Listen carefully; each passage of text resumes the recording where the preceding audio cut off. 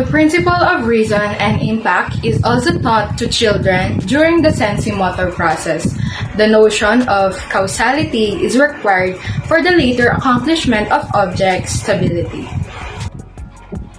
Whenever a child acknowledges that they could really move artifacts with their palms and that their physical behavior actually affect their surroundings, they have grasped the concept of causality.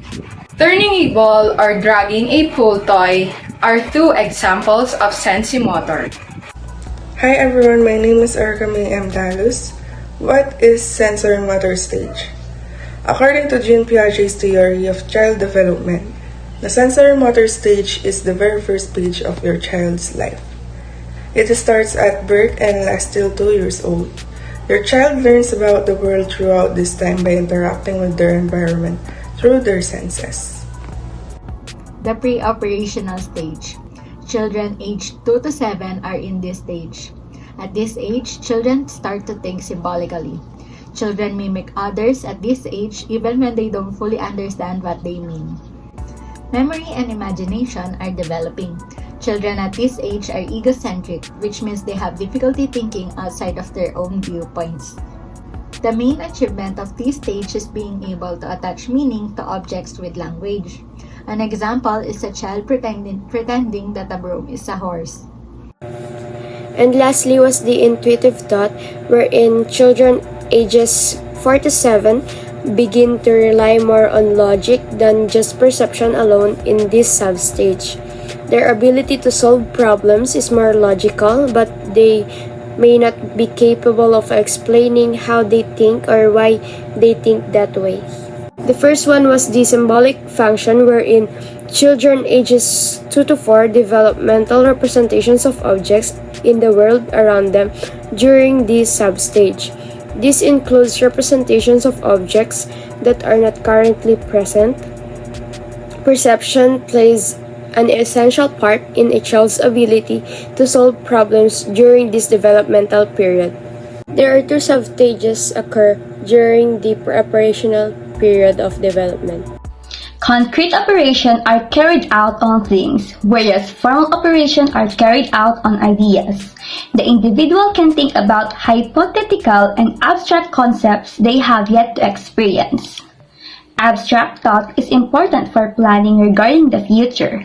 According to Piaget, thinking in this stage is characterized by logical operations such as conservation, reversibility, or classification allowing logical reasoning.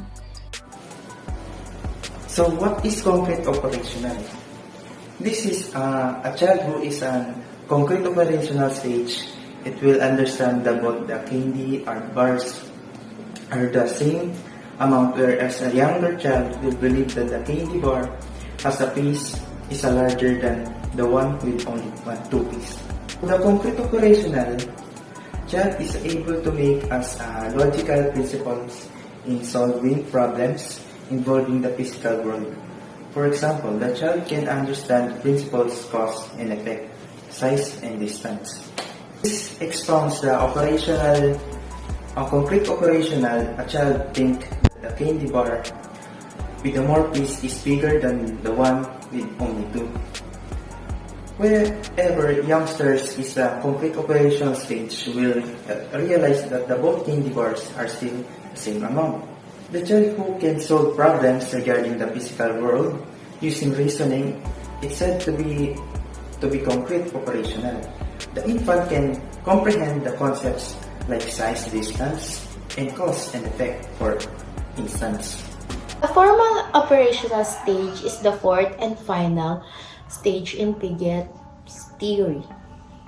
It begins approximately 11 to 12 years adulthood, although Piaget does not point out that same people may never reach this stage of cognitive development.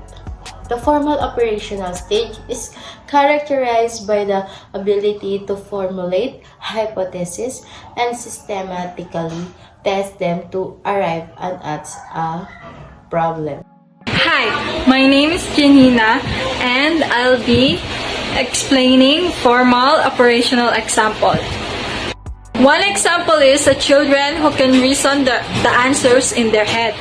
While children in these examples tend to reason in a more systematic and abstract way and reflective way, they are more likely to use logic to reason out their wants or needs for possible consequences of each action before carrying it out.